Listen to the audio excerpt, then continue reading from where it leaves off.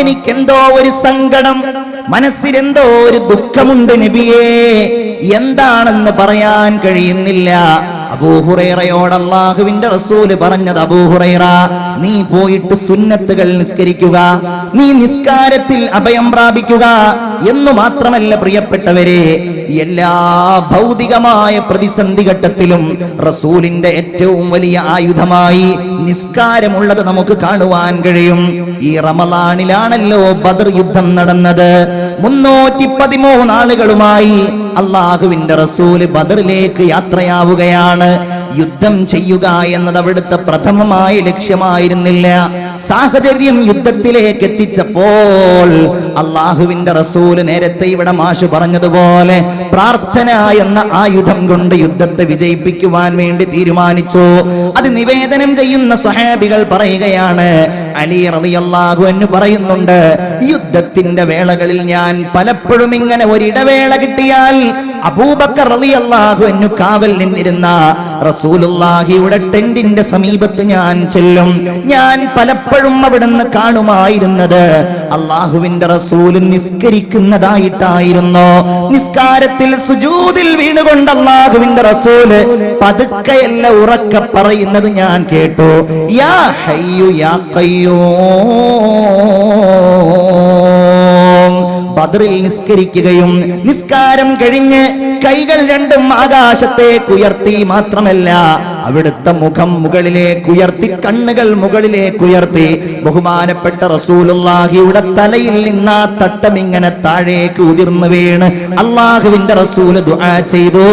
അങ്ങനെയാണ് ബദറിൽ റസൂലുള്ളാഹി സ്വല്ലല്ലാഹു അലൈഹി വസല്ലമ തങ്ങൾക്കും അനുയായികൾക്കും വിജയം വരിക്കാൻ സാധിച്ചത്. അഹ്സാബ് യുദ്ധം ബഹുമാനപ്പെട്ട റസൂലുള്ളാഹി സ്വല്ലല്ലാഹു അലൈഹി വസല്ലമ തങ്ങൾ ഏറ്റവും വലിയ പ്രതിസന്ധി നേരിട്ട ഒരു യുദ്ധമായിരുന്നു ഖന്തഖ് യുദ്ധം. ആ യുദ്ധത്തിൽ ബഹുമാനപ്പെട്ട റസൂലുള്ളാഹിയുടെ എല്ലാ ശത്രുക്കളും ഒരുമിച്ചു മുസ്ലിങ്ങൾക്കെതിരെ. അതിന് അല്ലാഹുവിന്റെ റസൂൽ നേരിട്ടത് സ്വഹാബികൾ പറയുകയാണ്, ഒഴിവ് കിട്ടുന്ന വേളകളിൽ മുഴുവൻ ഹബീബായ റസൂലുള്ളാഹി സ്വല്ലല്ലാഹു അലൈഹി വസല്ലമ തങ്ങൾ നിസ്കരിക്കുമായിരുന്നു. വീട്ടിലേക്ക് വന്നാൽ വീട്ടിൽ പലപ്പോഴും ഭക്ഷണമുണ്ടാകുമായിരുന്നില്ല. നിങ്ങൾക്കറിയാമല്ലോ, പ്രത്യേകിച്ച് റമളാനിന്റെ ഈ പകലിൽ നമുക്കാർക്കും ഒരു വിശപ്പുമില്ല. എവിടെയാ നമ്മുടെയൊക്കെ വിശപ്പ്? കാരണം നമ്മൾ അത്താഴം കഴിക്കുന്നത് ഇനി ഒരു 24 മണിക്കൂറാണ് നോമ്പെങ്കിലും ഒരിക്കലും വിശക്കരുത് എന്ന ഉദ്ദേശത്തോടു കൂടെയാണ്. നോമ്പ് തുറന്നാലോ ഇനി ഒരു കാലത്തും വിശക്കരുത്, ഒരു തീറ്റ മത്സരം തന്നെ ഞാനും നിങ്ങളും സംഘടിപ്പിക്കുകയാണ്. അല്ലാഹുവിന്റെ റസൂലും നോമ്പല്ലാത്ത കാലത്തും വീട്ടിലേക്ക് വന്നാൽ പലപ്പോഴും അവിടെ ഒന്നും ഉണ്ടായിരുന്നില്ല, വെള്ളമുണ്ടായിരുന്നില്ല, ഒരു കാരക്ക പോലും എടുക്കാനുണ്ടായിരുന്നില്ല. ആയിഷ റളിയല്ലാഹു അൻഹ പറയുകയാണ്, മാസങ്ങളോളം അല്ലാഹുവിന്റെ റസൂലും അവിടുത്തെ കുടുംബവും വയറ് നിറച്ചുണ്ണാറുണ്ടായിരുന്നില്ലെന്ന് മാത്രമല്ല, റസൂലുള്ളാഹിയുടെ വീട്ടിൽ അധിക സമയവും ഒരിക്കലും മാസങ്ങളോളം അടുപ്പിൽ തീ പുകയാറുണ്ടായിരുന്നില്ല എന്നൊക്കെ ചരിത്രത്തിൽ നിന്ന് നമുക്ക് വായിച്ചെടുക്കാൻ കഴിയും. അങ്ങനെ വീട്ടിലേക്ക് കയറി ചെന്നാൽ വീട്ടിലൊന്നുമില്ല, ദാരിദ്ര്യമാണ്. അതിനുള്ള ഒരു പരിഹാരം നിർദ്ദേശിക്കുന്നത്, യാ അഹ്ലാ സ്വല്ലൂ, കുടുംബക്കാരെ, എന്റെ ഭാര്യമാരെ, നിങ്ങൾക്കെല്ലാവർക്കും ഞാനിതാ ഒരു ഉപാധി തരുന്നു. നിങ്ങളെല്ലാവരും നിസ്കരിച്ചു കൊള്ളുക. മുർ അഹ്ലക ബിസ്സലാ, ഫർളായ നിസ്കാരങ്ങൾ മാത്രമല്ല, കഴിയുന്നത്ര നിസ്കാരങ്ങൾ നിങ്ങൾ നിർവഹിക്കണേ. കുടുംബങ്ങളോട് നിങ്ങളത് കൽപ്പിക്കണേ. ഫഇന്നല്ലാഹ യഅതീക ബിർരിസ്ഖി മിൻ ഹൈസു ലാ യഹ്തസിബ്, നിങ്ങൾ ഉദ്ദേശിക്കാത്ത മാർഗത്തിലൂടെ നിങ്ങളുടെ ജീവിതത്തിന്റെ വഴികൾ, ഉപാധികൾ അല്ലാഹു തആല നിങ്ങൾക്ക് നൽകുമെന്ന് ഹബീബായ മുഹമ്മദുർ റസൂലുള്ളാഹി സ്വല്ലല്ലാഹു അലൈഹി വസല്ലം.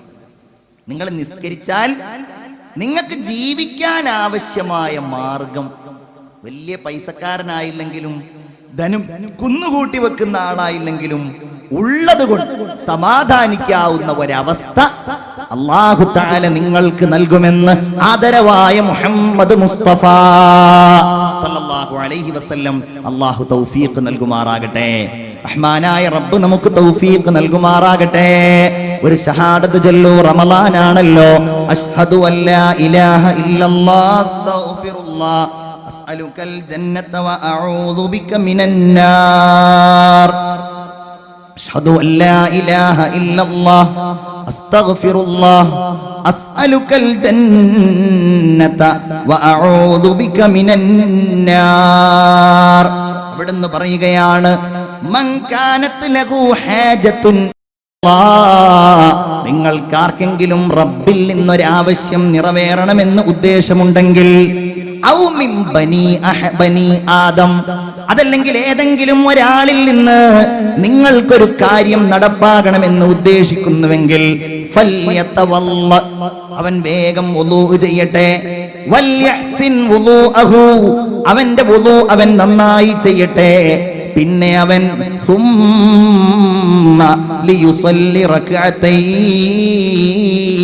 പിന്നെ അവൻ 2 റക്അത്ത് നിസ്കരിക്കട്ടെ എന്ന് ആദരവായ മുഹമ്മദ് മുസ്തഫ സല്ലല്ലാഹു അലൈഹി വസല്ലം ഫർള് നിസ്കാരത്തെ കുറിച്ച് മാത്രമല്ല, എല്ലാ നിസ്കാരങ്ങളുമാണ് നമ്മൾ പ്രതിപാദിക്കുന്നത്. ഒരാൾ റസൂലുള്ളാഹി സ്വല്ലല്ലാഹു അലൈഹി വസല്ലം തങ്ങൾക്ക് ഇഷ്ടപ്പെട്ടാൽ നബി തിരുമേനി ആ വ്യക്തിക്ക് ഒരുപാട് ഉപദേശങ്ങൾ നൽകും.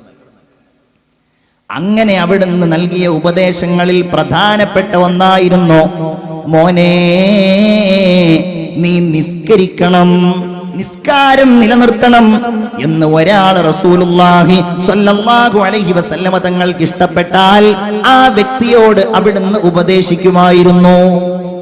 നമ്മുടെ ഏറ്റവും പ്രിയപ്പെട്ട ഒരു അമൽ അതാണ് മുഅ്മിനേ നിസ്കാരം.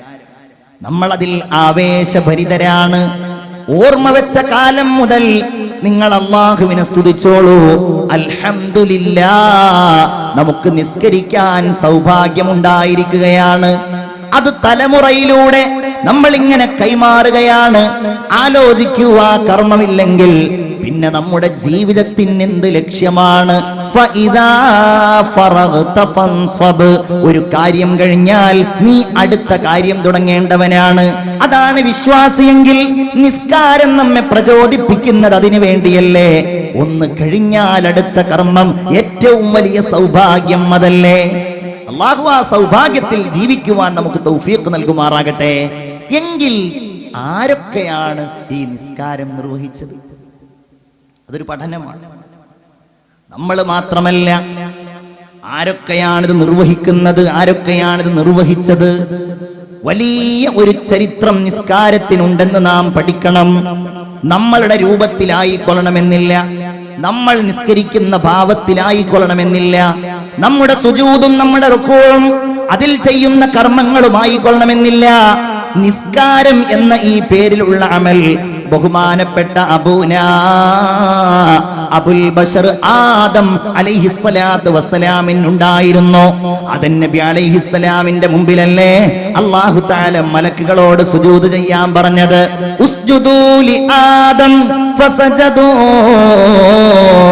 ഇല്ലാ ഇബ്ലീസ്. ആദം നബി അലൈഹിസ്സലാമിന് മുമ്പേ സുജൂദ് ഉണ്ടായിരുന്നു. നിസ്കാരം ആദം നബിയുടെ മേലുണ്ടായിരുന്നു. ആദ്യമായി സുബ്ഹ് നിസ്കരിക്കാൻ വേണ്ടി കൽപ്പിക്കപ്പെട്ടയാൾ പ്രഭാതം പുലരുന്നതിന്റെ മുമ്പ് ആദ്യമായി നിസ്കരിക്കേണ്ട നിസ്കാരം സുബ്ഹാണല്ലോ. ആ സുബ്ഹ് ആദ്യമായി നിർവഹിച്ചയാൾ ബഹുമാനപ്പെട്ട സയ്യിദുനാ ആദം അലൈഹിസ്സലാം ആയിരുന്നു എന്ന് നമുക്ക് ഹദീസുകളിൽ കാണുവാൻ കഴിയും.